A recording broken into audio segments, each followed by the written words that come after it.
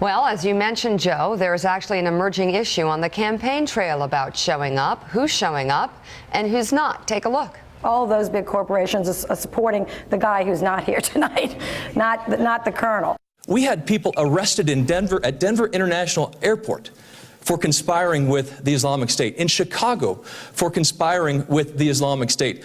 And Senator Udall doesn't even show up at the Armed Services hearing when it talks about emerging threats.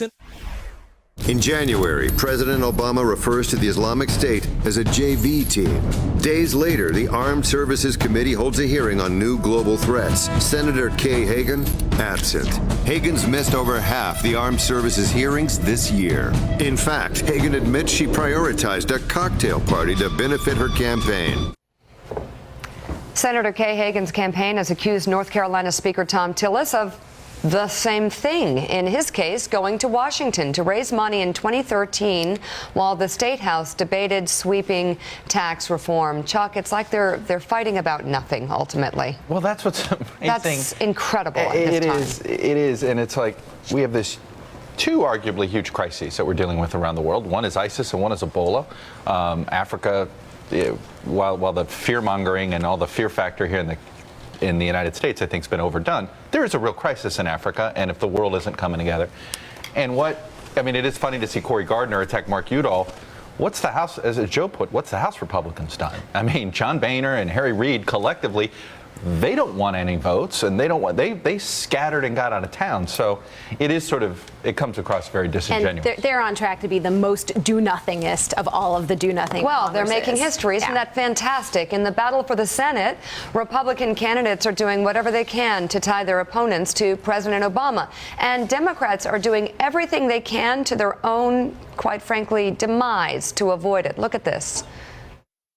Thank you. I just want to remind Congressman Gardner that he's running against me, not Barack Obama, not my father, not Harry Reid. It's Congressman Gardner and myself on the ballot this fall. I'm not sure that he recognizes that he's not running against Harry Reid or Barack Obama. He's running against me.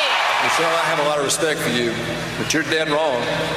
I am absolutely running against Barack Obama and Harry Reid. Kentucky's Democratic candidate Allison Lundergan Grimes in an editorial board interview. I know, cringe. This is cringy. Yeah, this is cringeworthy. Even refused to answer who she voted for. Everyone's cringing already. It's awful. It's awful. It is. Should we not show it? Well, No, show it! If you don't, Mitch McConnell will. She was asked who she voted for in the last. Did you vote for President Obama, 2008, 2012? You know, this election it isn't about the president. It's about making sure we put Kentuckians back to work. Did you vote for him? I was actually in 2008 a delegate for Hillary Clinton, and I think that Kentuckians know I'm a Clinton Democrat through and through. I respect the sanctity of the ballot box, and I know that the members of this editorial board do as well. So you're not going to answer? Again, I don't think that the president is on the ballot as much as Mitch McConnell might want him to be. It's my name. Respect the sanctity of the ballot box. Oh my God, that's awful, Chuck. Come on, I was talking to Al last hour. This is, man, I had a guy I was running against do the same thing with Bill Clinton. I'd be like, okay, wait, so you don't support this, you don't support that, you don't support this, you don't support that. Well, did you even vote for Bill Clinton? And then he did the same stumbling, mumbling. People aren't that stupid. How could Allison Lundgren Grimes I mean, what a rookie mistake. Just admit it and then say, he screwed up. I distance myself from him. I regret my vote. Just anything, but don't treat us like we're stupid. Well, and the idea of, even to say you regret your vote, that would almost seem as disingenuous. But that is, in Kentuckians expect her to cast a tough vote on anything?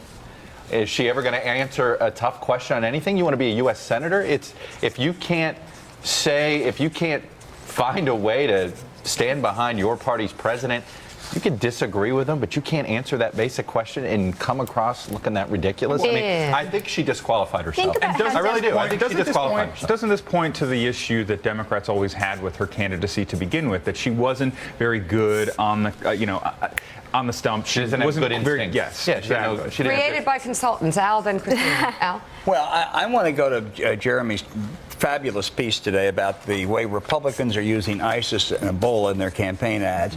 And ISIS is a legitimate subject. They would have a lot more credibility if they'd voted on it before they went home last month. Ebola is a total fraud. What they're saying, Ted Cruz and others are saying we ought to have a travel ban. I talked to Tony Fauci last night, the head of the Infectious Disease Center. He said that would be so counterproductive. What it would do, it would prevent equipment and everything. The epidemic would spread in West Africa more. It would hurt more people. And then others like Scott Brown are saying there's a problem at the border on this. There's no Ebola epidemic coming over to Mexico. Didn't you know that? In Guatemala. This is just an anti-immigration demagoguery, and it's just simply, it really is awful. Well, if you think about it, there isn't the anger that there was in 2010. And this midterm cycle, the election has been about a number of smaller local issues. Right. So this is one way that Republicans can nationalize the race. And but still, that's exactly Christina. Think of the Fire Pelosi slogan, right? That was really effective for them. It's not working as well when it says fire Harry Reid, but that's what you're hearing in every single House race, actually. These House Republicans are saying, this is all about that. We want to get the Senate back.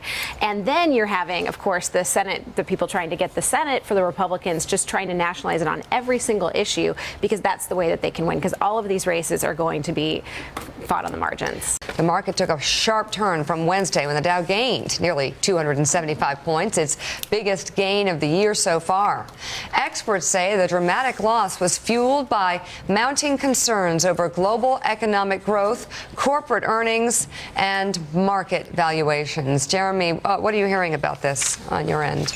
Well, I think that if the economy were going to become an issue in this midterm in a big way, like the way that it was in 2010 when it sowed all of that anger along with the passage of the Affordable Care Act that really galvanized the Republican base, we'd probably be seeing that by now. I think that quite frankly, the economic upswing is benefiting the Democrats. I think ultimately it may. Christina Bellantoni, your take? Every time you talk to a Democrat, they say, if we fight this on middle-class economic issues, we will win. Mm-hmm. And so that's the message that they're just saying repeatedly. Barack Obama saying, you feel like you're not, you're struggling and you're not getting ahead. They think that that's their most effective message, and so they can point to the unemployment numbers going down. Go ahead, Joe. Yeah, Christina, I want to ask you, I want to ask everybody around the table this actually right now. This is a good time for us to do a little check. We're about halfway through October. Suddenly the poll numbers actually matter. And this is when I was a candidate. I just didn't care what poll numbers said even a month out. This is though about, as the kids are starting to get their Halloween costumes on. By the way, everybody, likes Halloween. Halloween for a politician is always the most horrifying time because the witching hour is about 3 or 4 days away. Seriously, every Halloween, when I go back thinking about being in Congress, I would be taking my kids trick-or-treating and I would just be sitting there and my stomach would be churning. I still can't relax. Right. But it's about that time. Fall is in the air. Halloween's around the corner. What's your take right now on the tide? Which way is it going? Because we have seen a lot of turbulence just over the past week in polls. Well, opinions have hardened. I mean, that's the biggest thing. Think about that voter. They're not going to suddenly wake up tomorrow and watch a Crossroads ad and say, oh, you're right, I do hate Barack Obama, right? That, yes, a lot of times late deciders, especially in 2010, we saw that they overwhelmingly went with the Tea Party Republicans. There was a message that they were selling, and it was a message of change. This is a little different. Now, the Senate races may turn on that, but you're definitely going to see people that are not fighting that much over the next few weeks. You see the president saying... You see the president saying, sorry, Joe, that the economy is on the upswing, and this is his policies that are leading to that. Is it working? Well, part of the president's problem and part of the Democratic Party's problem is that where these Senate races are the most competitive or where the economic recovery is the weakest. Okay, Arkansas, Louisiana, in some of the more rural areas, even a lot of Iowa. So you got to sort of take that into account a little bit. But Joe, what I think the larger question you were asking earlier to Christina, there's something weird is happening. Here we are in October. Races aren't being put away. Instead, they're coming back into the playing field, right? Look at South Dakota. Now, I think at the end of the day, South Dakota probably ends up going the way we think it's going to go. But the point is, I think it is a volatile electorate. We're seeing a lot of third-party candidates, while they're not taking off the way they're taking off in, say, Kansas, Alaska, and South Dakota, we're seeing a lot of them serve as none of the above or as a protest vote. Look at Florida. The guy running for governor in Florida, the third-party candidate, Joe, is getting double digits all up and down the I-4 corridor, where they've had the most concentration. And when these are 1 or 2% that's of right. races, They make a difference, but it tells you the overall mood. It's an angry electorate, but they're not beating up one party. They're sort of ticked off at both. Yeah, and Al Hunt, I can't think of an off-year election where there have been as many cross currents. I could make an argument this morning that the Republicans are going to have a huge night and maybe even have a 2 or 3 vote advantage in the Senate. I could also make an argument that the Democrats are going to hold on and maintain the Senate majority. It's just every day brings another round of polls that only seem to confuse the matter even more. It does, Joe. I don't know I can remember a midterm election where at this stage there were so many cross currents. A couple weeks ago, the Republicans were convinced there was going to be a mini tide. It hasn't happened right now. And there are now 10 Senate races that are within the margin of error. And I rarely disagree with Charles Todd, and I'm not sure I do today, but I wouldn't be shocked if Larry Pressler wins that South Dakota race. Nobody would have said that 2 weeks ago. But it fits the larger narrative, which is the country has been pissed off at both parties for a long time. If you give them a viable independent candidate to rally around, and the person does seem credible at saying, you know what, I really am mad at both parties, there's a chunk of the electorate dying for it. That's why Orman took off in Kansas.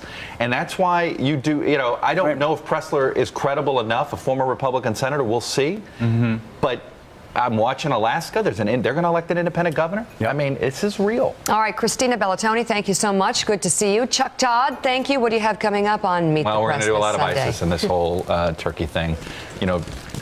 Tom Brokaw went out to Berlin, had both Jim Baker and Henry Kissinger. So we got them on ISIS. We're going to hear from the administration. Fantastic. And then going to do a little, how did Republicans lose the culture war?